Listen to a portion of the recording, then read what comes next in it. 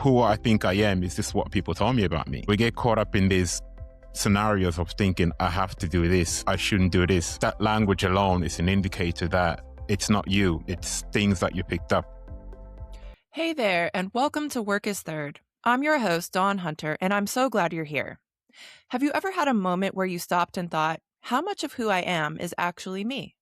Not what I was taught and not what I was expected, but what I've truly chosen for myself. In this episode, I'm talking with James Lumumba, host of the Don't Be Afraid to Talk podcast, about what it means to question the stories we carry and start defining ourselves on our own terms. And James shares his own journey to rewrite his story. Let's listen in. Hello, James, and welcome to Work is Third. Hi, Don. Nice to see you again. It's wonderful to see you again so soon. We recorded for your podcast, Don't Be Afraid to Talk, last week, which I really enjoyed, and I would love to get into that more. But before we do, I'd like to start by asking you to share a word to describe how you're doing today.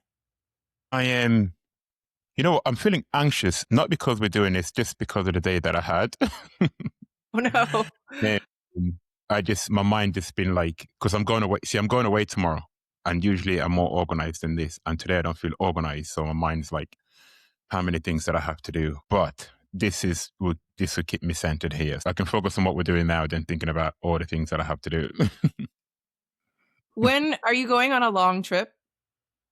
It's only a week. I'm going to Morocco and I'm living in Ireland. Now it's only 3.5 hour flight, but yeah, there's sun over there. And at the moment there's no sun in Ireland. So that will be, it sounds like maybe a welcome trip to take. But like you, when I have a trip coming up, well, first of all, I am a last minute packer. So I don't pack until sometimes the morning that I leave. I'm the worst about that. And I always schedule too many things the day before I travel. So I can relate. I can relate to feeling anxious over that. Yeah, I like to live things, like even my apartment, I have to live in a certain way. Because when I come back, it's exactly like that. Mm-hmm. So, yeah. I'm the same. Yeah, it's just one of those things. But it's not real life problems. But yeah. I'm the same way. I didn't mean to talk over you. When I leave to go somewhere, I want the house to be clean. Because I want it to be that way when I get home. And I don't want to have to think about things I need to do when I get back. So I do that too. Definitely, yeah. Yeah. So, yeah, I'm not the only one. So I'm curious if your trip to Morocco, is this a new trip? Is this one you've done before? I have been to Marrakesh before. Again, I went for a week. It was really good. I really enjoyed it. So I'm like, most of Europe is cold right now. So I'm just chasing the sun. It's literally rained in Dublin. It feels like for months. Now it has been raining for 4 weeks straight. So now it's just like, my body's like, I need some heat. Okay. So then, this definitely is a welcome trip. And listeners know I live in Florida. And I live in a city that, as at one point in time, had the most days of sunshine per year in the US.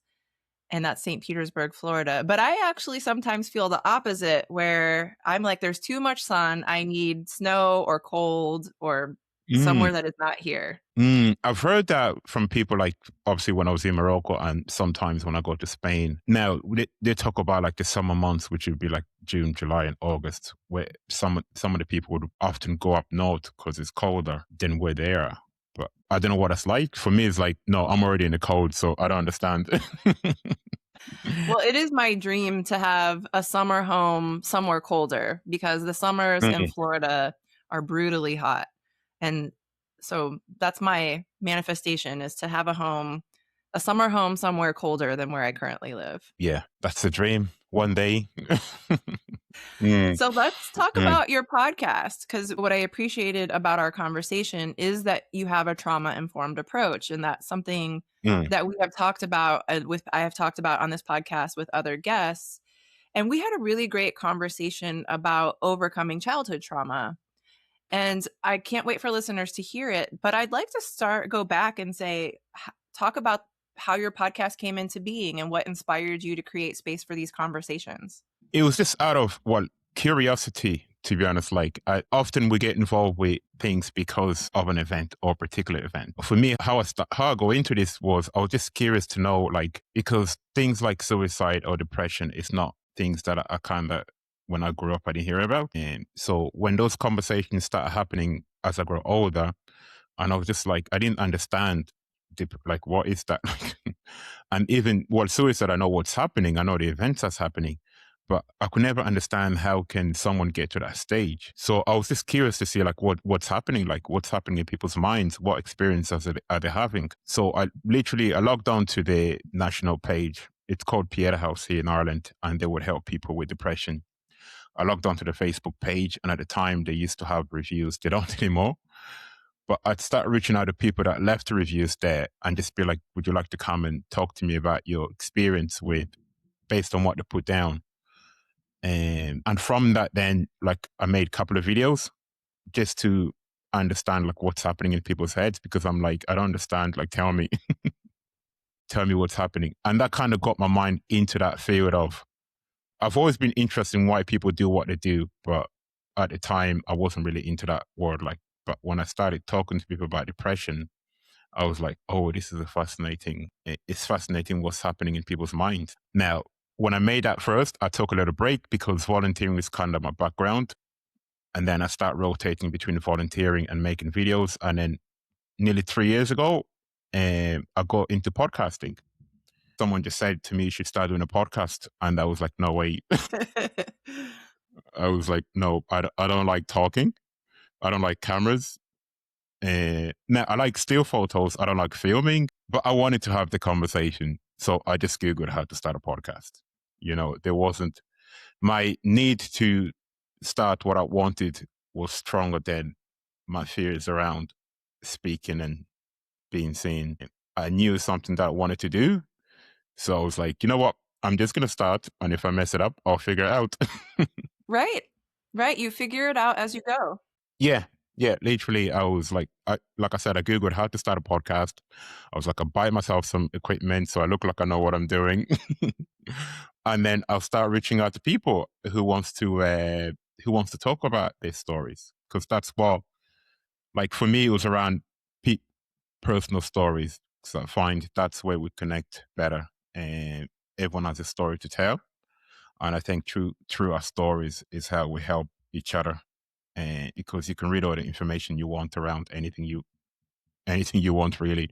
But if I can share my story with you or my life, there's always a piece of me that you can relate with. And regardless where the person is, mental health, we might use different words. Like, I'm in Ireland and you in USA, we might use different words, but essentially the struggle still is the same. And there's still a person there, and there is a struggle. And yeah, and through that, you just opened my eyes to so many things. I was like, anytime I hear a subject, I'm like, what's that? Let me find out about it. Let me get a book. Let me read a book. Who's written about it? Let me find a guest and I can talk to them about it. And yeah, and it just grew. In terms of what I learned was, obviously, I knew I had my own personal stuff as well, but it started to give me words to my own experiences. I started to understand reasons why I was doing certain things that I was doing that I would have presumed was, now I wasn't doing anything bad, but what we call normal. A lot of what we call normal behavior are dysfunctional behavior. So I had to look at myself as well. Right. And because like my podcast, Don't Be Afraid to Talk, I want to talk about anything with people. And if I don't understand it, I want them to explain it to me in a way that I can understand it, because I don't know much. And to do that, I had to like learn more about myself so I can go into topics that I wouldn't have talked about like 5 years ago.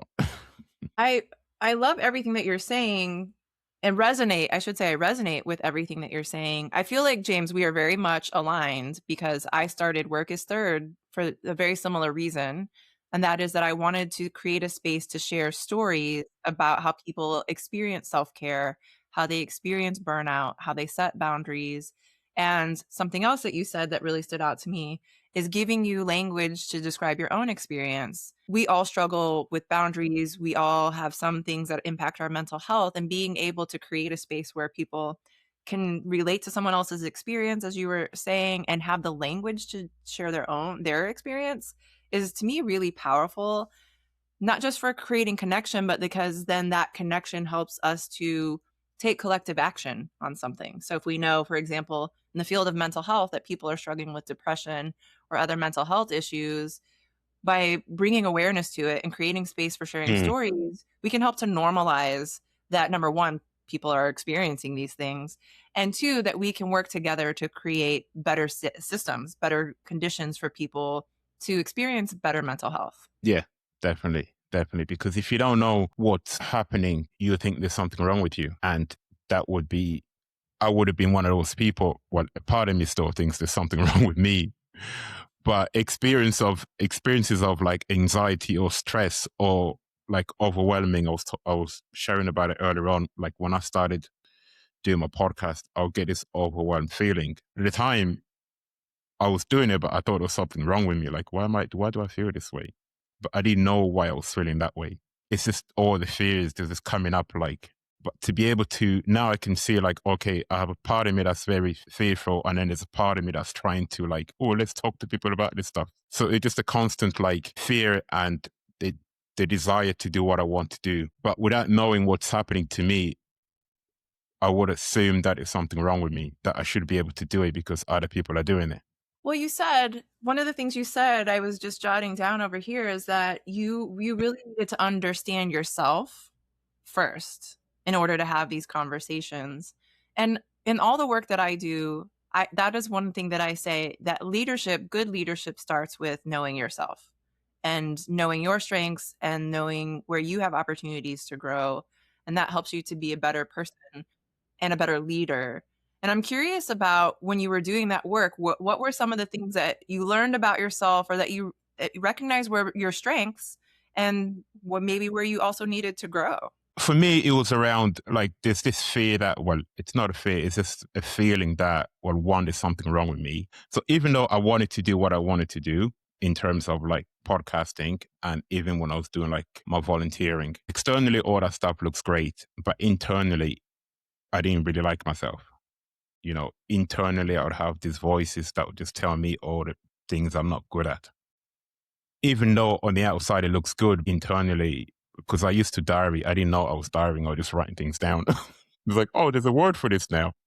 But a lot of what I wrote wouldn't have been the good things. So I had to look at those things and start to think like, are these things true? You know, why do I feel this way? Because I have desire to help people and reach out, and like that with a podcast, create a space, even with a coaching. I want to do this for people, but why do I feel this feeling, and where is it coming from? So for me, it was around learning where these beliefs that I have about myself come from, and are those beliefs my beliefs? Like, is that just something that I picked up along the way? Is that something that I learned that I've somewhere along the line I internalized? Now I think that they are who I am. So for me, most of it was around questioning my own beliefs, and if they're mine or if they're not mine. And a lot of them are not mine, what I'm learning. They're just things that I carry around, that I identify with for so long. So for me, it was around understanding that those beliefs are not mine. So how do I create new beliefs? How do I live the life that I want to live based on the person that I'm trying to become, and working on letting go this other self-limiting belief, which a lot of it was around shame and guilt, and even understanding the difference between the two, because I would have a lot of guilt about not doing things for people. So even working on that, because for me, it was like the moment something comes up, I have to do something about it for other people. And if I don't, I feel guilty. So to be able to be in a space where I can let something happen without feeling guilty, even I feel guilty without responding, that part took me a long time. And now I can hear something and then I can just be like, okay, I don't have to like respond the way I used to. I don't have to feel like it's my fault or I have to fix everyone's problems. I really appreciate you saying that specific thing, because it has come up on this podcast before. And part of about work is third and is talking about setting boundaries. And one of the things that is frequently talked about is that it's hard for us to set boundaries with people we care about. And especially when people ask something of us, for so many of us, we're conditioned to say, yes, I can do that for you. Yes, I will support you. Yes, I love you and will do this for you. Or I care about you and I will do this. But sometimes that comes at the expense of ourself. And that is something that I've also explored on a personal level, is understanding that when I'm saying yes to somebody else, sometimes I'm saying no to myself. And how do I start saying yes to myself more? how do I say yes to myself first before I give more of myself to other people? So I really appreciate that. You have also struggled or tried to navigate what that looks like. And what I'm learning, like I was sharing the other day, that feeling guilty is an indicator that I'm choosing someone else over me. I So love when that. I feel guilty over an event that's been presenting to me, that means I have to respond to it. And to respond to it means I have to forget myself, because I become the other person's problem. As in, like, I take on their problem and forget about my own problems. Not problems, but forget about myself. It's like, oh, let's fix this other person's problem so I get to feel okay. But it takes time to be able to be like, no, I'm not doing that. Because the expectation is you're going to do it. And when you're used to doing things for people, they just expect you to keep doing it. So when we talk about boundaries, like for me, it's not like I'm ringing people and be like, I'm not doing that. I just like, no, I'm not. That's not me. I just look at like, what do I want to do? Do I want to engage with this or I don't want to engage with it? And that's the part that takes a lot of practice. Because I think the more I learned about self-care and what matters most to me, it's helped me understand like you can't do it for everyone, and you have to start pouring into yourself. Yeah, you have to pour into yourself. But one of the important things that you said is that you have to know yourself. And that goes back to what you said earlier, too. You have to know what you value, what things are most important to you. That makes saying easy no. I think my perception, well, certainly my own experience and probably many other people, is maybe you don't know yourself as well as you think you do. And you have to take some Oh time yeah. figuring that out, right? And a lot of us, without self-exploration or self-examination, a lot of us don't know ourselves. What we think we know is what people tell us about ourselves. Like what you tell me about the person that I am, I identify with that and think that's who I am. To actually know yourself, it means going inwards. And that's the part that I think most of us struggle with or don't want to do, because who wants to open up those doors? Yeah, that is hard to do. But I liked how you said it. I wrote down really exploring who you are as a person and getting comfortable with that and changing your story. And that really stood out to me because I think I shared with you on your podcast that my therapist does internal family systems work. And some of that is about what are the stories that you've inherited from the people who came before you, and how do they show up in your life today? But then the other piece that you also said is, then how do you also create a new story for yourself? How do you define yourself on your own terms? So that's something I resonate with, that journey, because that's a journey that I have been on, is really exploring what are the stories I learned about work, about my self-worth, about caregiving. I mean, I remember one time my therapist asked me, why I have a hard time asking for help. And she said, where does that come from? And I had never thought of that before. I never thought to ask myself, why do I have a hard time asking people for help? And once I started to explore that, I was able to make adjustments. And actually sometimes the work is just doing the thing that makes you uncomfortable. So, sometimes the assignment is, I'm just going to ask for help, even though it makes me uncomfortable. And then you get used to doing the thing that was previously hard for you. But I really, really identified with how you were describing that. That's what I was talking about, how like when we say we know ourselves, often is what people tell us who we are becomes who we are, if that makes sense. Like that is the whole, like growing up, I would have heard things like, you help people, you do this for people. And that's now my voice telling me that that's what I do. But I didn't choose that. It was just something that I was told, that's who you are.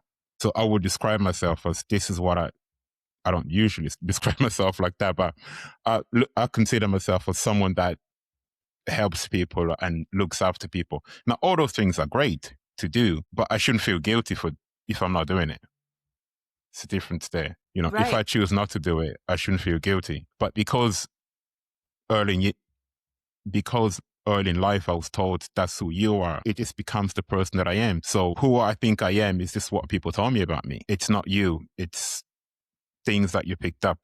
The should piece, 100%. When you use the word should, that is other people's expectations that are coming down on you.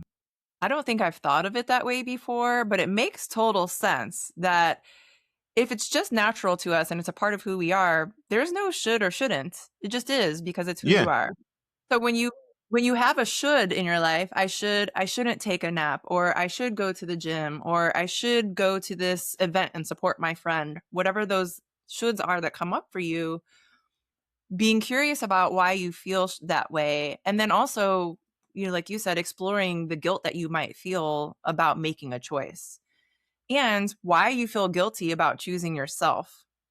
What stories are we yeah, told growing up that make us feel guilty about choosing ourselves over other people? definitely.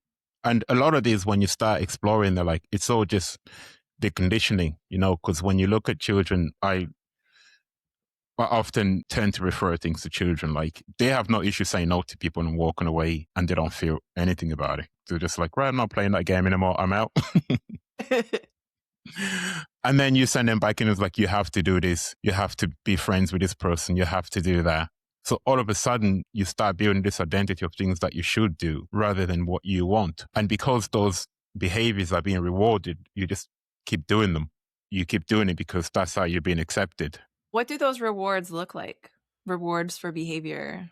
What does it look like for me, or what does it look like for it in general speaking? Well, probably both. What have you learned about how people's behavior gets rewarded, but also what did that look like in your own life? Well, in the environment I grew up in, you didn't really have a choice. You were told. There wasn't like, do you want to do this? It was like, you're doing that. So that was pretty much my environment. The options wasn't really there. It was more, you're the child, you do what you're told. Same. Got the same thing. Yeah. So again, that becomes, it's not even a reward, because if you don't do it, then there's like repercussion for you not doing it. Often you might get slapped around, so you just do those things that you're told to do because that's what you have to do. So I'm learning, if I'm doing this thing that you want me to do, I'm accepted. Mm. If I don't do it, then I'm no longer accepted. Like that's what experience was like for me. In general speaking, it's still similar. There might not be physical abuse, but you sometimes get like shamed for not getting people involved, shamed for not doing things the way your parents or older people wanted to do. And then the moment you do it, you almost feel like you're welcomed in, as in like you're part of the group, you're part of the circle, you're part of the family. Because if you don't do it, you get told off. And as a kid, you don't want that. You want to be in the group. So you keep doing those rewarding behaviors, and they become who you are, because that's how you learn to stay in your group. What I love about this is that adults want to be in groups too. We want to Yeah. belong, but we get that from childhood, where we're told Mm, the reward is acceptance, the reward is belonging, the reward is love or affection. And so we continue to do those things as adults, where if I help this person, they'll continue to love me. If I mm, say yes to this person, then I will continue to belong to this group. Or if I go do this event, I feel a lot of social pressure all the time. There's always events going on. But if I go to this event, then my friends will still think I'm part of that group. And mm, even though, your friends are going to love you, your family, your chosen family, whoever that is, they're going to love you no matter what. We put this burden on ourselves that says, I have to behave in this way because I was taught from a very young age so that I am accepted and that I do belong. That's a big deal. like the same behavior that I would have done at 5, or anyone would have done as a kid, we still do as an adult, wanting to fit in and wanting to be at a group, wanting to be into communities. And even some friendship we have, like if you start looking at some of the friendship you have and you sit down and be honest with it, there's a lot of toxicity that doesn't get talked about. There's a lot of rigid boundaries that doesn't get talked about. But because we want to stay in that group, we just kind of do things and tolerate behaviors. Some people keep ourselves down in order to keep the relationship going, even though when it's not healthy for yourself or for the other people. And the moment you begin to talk about, I'm going to do these different things, self-care, people are like, what are you talking about self-care? What is that? Boundaries. What are you talking about? Boundaries. Like, the moment you begin to do something outside of that norm, there's a fear there because you have to accept that when I start going here, I might lose these people. So you're like, well, I keep going? Because when you start going, you'll have to meet new people. And that's the scary part because as an adult, you're like, oh, I'm not going to meet new friends. So I just stay here. Right. We're afraid to be in a state of uncertainty or go into the unknown. It's easier to stay in a situation that isn't that great than to go into a situation where you don't know anything and you don't have any perceived control over it. I mean, Really is. that's really the challenge, I think, in friendships. And so many people, I love when people say people are in your life for, what do they say? A reason, a season, and Season. Reason maybe and season. Yeah, I don't know what the third one is. Is there I a was like, third there's one? a I'm not third sure. one. Reason. A Yeah, I reason, a can't think what it season, and does it rhyme? I don't know. is. But I like the phrase, the idea behind it is that if you accept that not everyone is going to be in your life for your entire life, it gives you a deeper appreciation for the relationships that exist when they exist. And if they continue on throughout your lifetime, wonderful. That's meant to be if it's healthy. And if it ends, there was something you were meant to learn from that. And it was something that maybe shaped you. And now you can carry it forward on your path, even though you're not carrying the person forward with you on that path. And I think it's having that understanding, awareness and that understanding, which is, again, that goes back to learning about yourself because it's a hard decision to make. So it's a different way of thinking that this person just came for this season. Because you're like, oh, we're friends now. Because your brain will tell you, no, this is your friend, so you stay with them for life. There's a movie with Colin Farrell that was nominated for an Academy Award. This was a few years ago, where I cannot think of the name, but he's in the small village. I think they're in Ireland, and these two men are friends for life. And then one day, one of the friends decides he doesn't want to be friends anymore. And he has his reasons. But the other friend, the one that's portrayed by Colin Farrell, he doesn't understand why this person has set a boundary with him. He doesn't understand why the friendship has ended. And so the movie is an exploration of him navigating the change and the person holding firm about the change that they made. It's a really interesting movie. And I remember it being one of the movies that came out that year that was really impactful because it's exactly what you've been talking about and describing. Is if you don't accept the idea that people are going to leave your life at some point, then when they do leave, it's a trauma to you in a way. It's a shock to your system that this change has occurred, and you internalize that. Maybe you start to think, well, is it something that I did? And even in this movie, they explore it wasn't it was just like he said he's no longer part of what he wants his life to look like, and that's totally acceptable. But Colin Farrell's character could not accept that. And it was really interesting to see that explored on screen. I feel like I want to know. Now I want to look up this movie. I can't think the name of it. But I know the movie you're talking about. Because I remember when I had to watch it, I was like, Colin Farrell movie. Oh, no, I'm not watching that. But I did watch it. I will probably pronounce this wrong. It was The Banshees of Inisherin. Oh, yeah. That one. Yeah. Yeah. I can't pronounce it, but yeah, that's the movie. Yeah, I remember watching it. Yeah, it's good to see it like that you mentioned, seeing it played out on screen. Like that can happen in people's lives where one person decides to take on a different route of a friendship. And it becomes a case of like the person that's left behind might be like, what's wrong? What's going on? Why is this person, Then you go into the self-blame. You start blaming yourself. So that's part of the reason why like belonging is a part of us all. Like we all need to belong and we want to belong. It just often the groups that we belong in, not all of them are healthy. That's the truth. This is the self-awareness piece that you keep saying, is that you have to know what feels healthy and what doesn't feel healthy and be willing to make changes. Yeah. And I think that's where the struggle can come from. And like that, the moment you start self-reflect, that's the challenge begins then to be like, do I want to hang around with these people? Curious of your thoughts. I kind of want to go to the 30,000 foot level as you of this idea of connection and some of those relationships being unhealthy, I remember listening to a podcast that said it was talking about kind of loneliness and isolation, and it was there was a point in time in history where the needs that we have were fulfilled by many different people in our lives, Yeah. where we had friends for this thing, friends for that thing, we had a spouse or a partner, we had our work relationships. But now in the digital age, we're more and more isolated, so that fewer and fewer people are fulfilling these roles that used to be fulfilled by a village of people.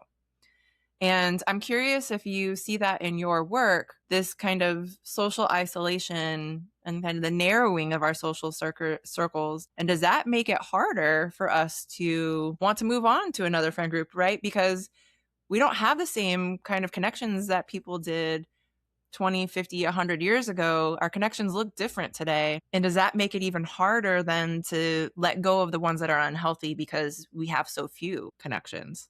We've definitely gone away from the whole village. It takes a village to raise a child. When I say we, I mean most people in the West. In other cultures, they're probably still practicing those behaviors. But we've kind of gone more towards meet my partner, my kids in the house. Now, there's still communities that are still very much together. But the fact that we're becoming more isolated, we're becoming more alone. And I think because the worst place you can be alone is in a group of people, like in a family home. You might be in a family, but you can also be alone in that group. So now because you don't have any externals in terms of like going out meeting people, I think that part that's getting very, very worse and no one knows what to do. And people are finding it like the digital world, like we have friends online, but we don't really have connection. And I think that's the part that we're losing. That meaningful connection, you can sometimes find that online as well. I'm not saying that doesn't exist, but I don't think there's that many. You can find a community group online. And when I say community, I mean like a non-shaming community, a place where you can just go and be yourself and talk about, like, that's a form of an outlet as well. But in terms of like person-to-person connection, there's less of that. I don't think it's impacting on our need to stay in relationships. Because I think a lot of the time we stay in relationships because the relationship's giving us what we need. Like, as long as you're doing what I want you to do, I'll stay in a relationship with you. The moment you stop saying no to me, then I'll say there's something wrong with you. So a lot of relationships that we stay in is because we're getting something from that relationship, I think. I think that's true. We stay connected to people because we're getting something out of it. And even if it's packaged with things that we don't need, if it's fulfilling a need that we have, we'll hold on to it. Is that need based on what's healthy and what you want, or is it just because you can, like to say, people are just giving you like breadcrumbs and you just accepting it? Right. And I think part of it you make me realize is recognizing that you deserve more out of relationships, which is partly self-awareness, but it's partly exposure to what healthy relationships and healthy independence looks like. You have to know what it means to be in a relationship with someone that is nurturing and supportive and healthy. And if you never see that, when you're getting crumbs from someone, you think those crumbs are good.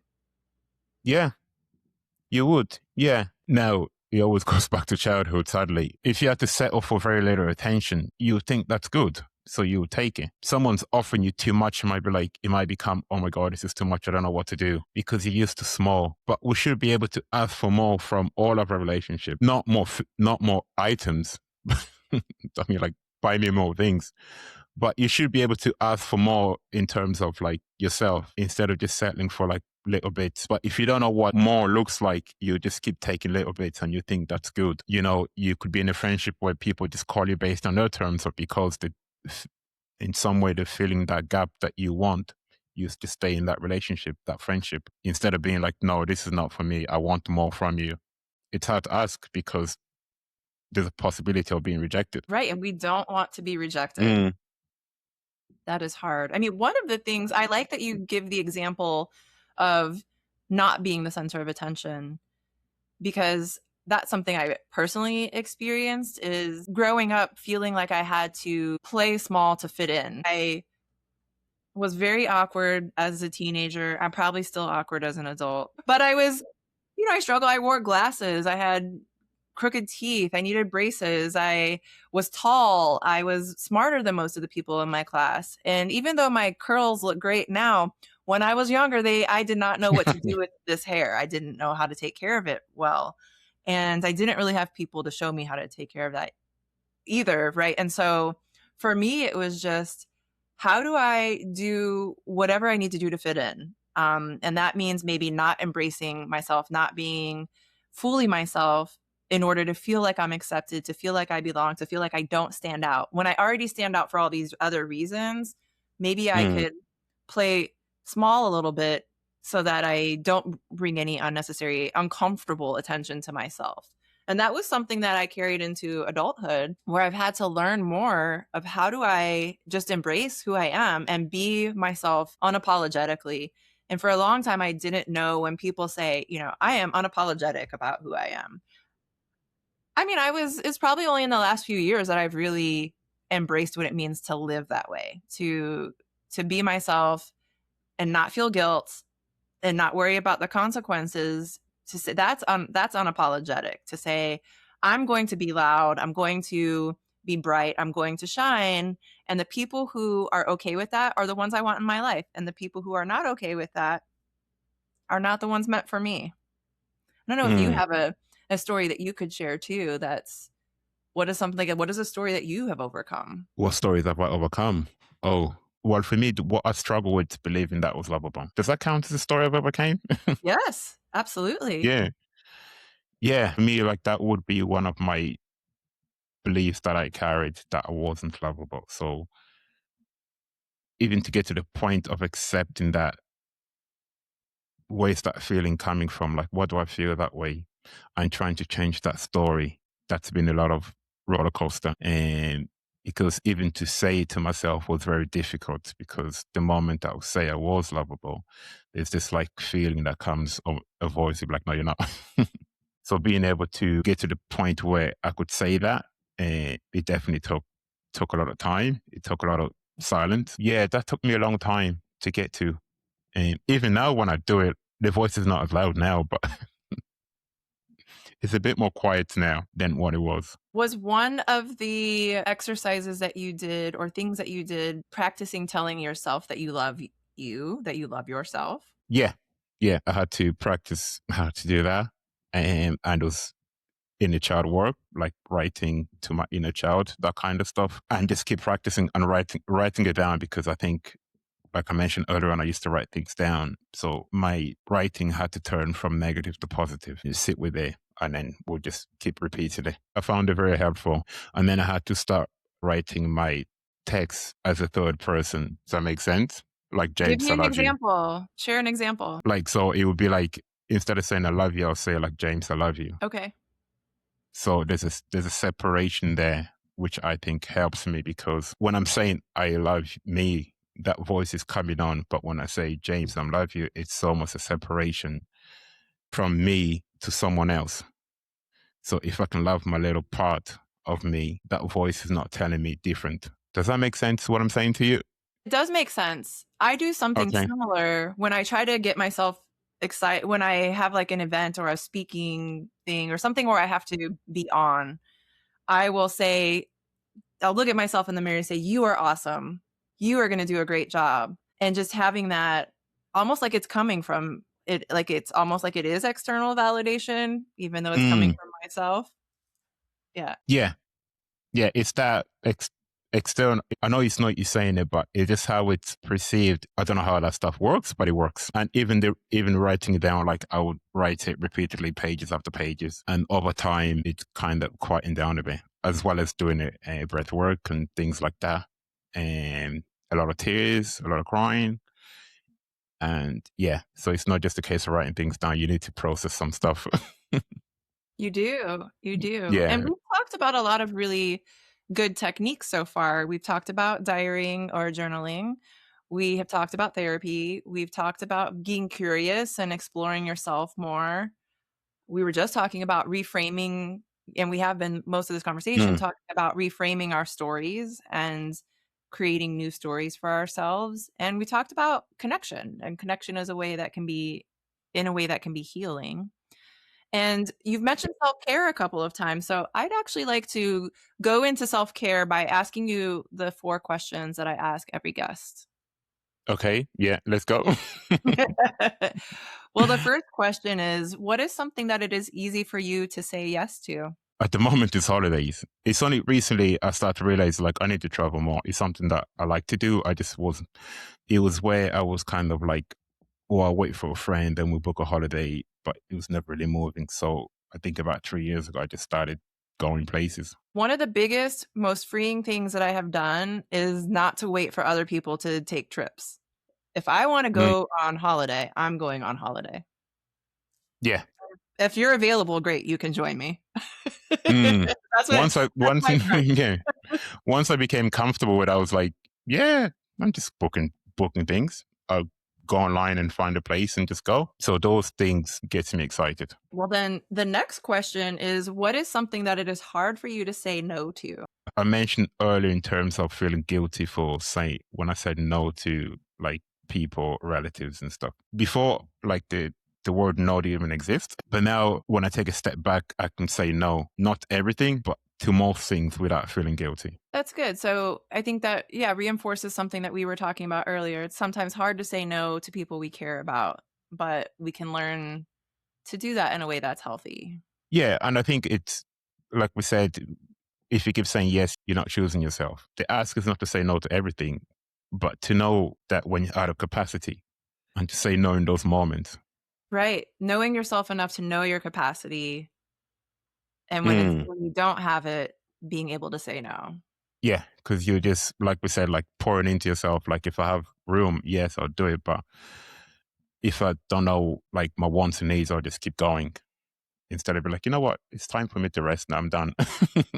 So when it comes to joy, how you find joy, how you take care of yourself, how you set boundaries, what is something that you do really well? Well, physical activity has always been a good thing for me. I even started doing things like sauna, going to sauna, steam room massages, doing breath work, just things that allows me to pause and just do what I want to do. And just reading. Reading, f- I like Audible when I'm moving around, but I still like to have physical book, especially before bed. That just calms your brain down for some reason, and it helps you sleep as well. When it comes to joy, joy for me, I think it's about bringing people together so you can have the experience of joy. And how I understand it is happiness. I should be able to be happy with myself, but joy includes a group. Hmm. Joy is sharing experience with other people. Yeah. Joy in your through your connection with others. Yeah, joy that comes from just being together. So the last question for you then is, when you think about those things that you love to do, is there anything you would improve on or that you struggle with sometimes? There's loads I'm still struggling with. There's loads I'm still struggling with, but I'm not letting it hinder me like to keep going forward. And like I mentioned earlier on, when I was starting my podcast, I'll get this overwhelming feeling and I'll just sit with them until they pass. Now, at the time, I didn't know there's words for these things, but like that, I've struggled with that for months. I'm still struggling, but now I can overcome them a lot faster. What else do I struggle with? I still struggle with vulnerability, and there's still like a part of me that's like, oh, this vulnerability stuff is great and we should do more of it. And the part of me that's like, no. But I think where I'm tripping up at the moment is the moment I begin to think about it, the fear comes back. If I'm not thinking, I'm just that vulnerable person in the right space, of course. Like in this moment now, because I'm not thinking about being vulnerable, I can just be vulnerable with you. But I find the moment I begin to think about what you think of me, then those voices start to come. I appreciate that. And that ties into what we were talking about earlier, which is that need to belong. And I think often we believe that we can't be fully vulnerable if we're going to be accepted. And so if you don't think about it and you just are and you just do it, you realize that people will are accepting and open. Yeah, definitely. And I think how I feel often tells me and whether I should or not. On a one-to-one, I think if I start to feel any sort of discomfort, my body just kind of stops and it's like, no, we're not doing that. This is a good message to end on, I think, and listening to your body and understanding your body lets you know what's good for you and not. And so we have so many things that drown out that voice, but when we listen to it, it will guide us in the right direction. It will guide us to the right people. So I think I appreciate that that is one of the last things that you shared. listening to how you feel. A lot of practice, but yeah, it's communicating with you all the time. Yeah. Well, James, we have had a really rich conversation, which we started on your podcast, Don't Be Afraid to Talk. And then now my listeners get a chance to hear you and more about your story. And I've really enjoyed the conversation. So the last question for you is really, what is something that you're taking away from our time together, both on your podcast and on this one? What I'm taking away, I go back to like sharing stories and connecting with people. And I know this is virtual, but there's a connection there because we kind of shared quite a lot between us into recording. And there's like this parts of your story I can resonate with. So my takeaway is just to kind of like be more open in talking to people. And I think the more I talk, like even as, like I said at the start, one of the reasons I didn't do podcasts because I don't like to talk, but I find the more I do in the right spaces, the better I become at it. Like I don't want to just be talking about talking for the sake of talking. I want to have real conversations. And I think like your platform gives me the opportunity to do that. Well, thank you for coming here today and having a real conversation because it has really been enjoyable. I've loved it. Thank you. No, thank you for your time. Yeah, it's been great. Thanks so much to James for this wonderful, insightful, and vulnerable conversation. If this resonated with you, I'd invite you to take a moment and reflect. What is one story about yourself that you're ready to question? And what might change if you gave yourself permission to define who you are on your own terms? If you enjoyed this episode, please follow, rate, and share it with someone who might need to hear it too. And as always, remember, work is third. Put yourself first.